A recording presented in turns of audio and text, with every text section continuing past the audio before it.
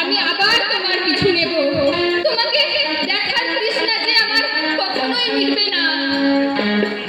আমার প্রিয় পদ্মাবতী, ভাবলেই কেমন লাগে বিনোদ বাবু কুসুম দেবীর সাজানো সংসারটা কিভাবে ভেঙে গেল। আবার অন্যদিকে মালতী দিদি পারবে কানাইদাকে সঠিক পথে ফিরিয়ে নিয়ে আসতে? কিভাবে শেষ হবে এই গল্পটা? গল্প কি শেষ হয়ে গেছে অপরাজিতা?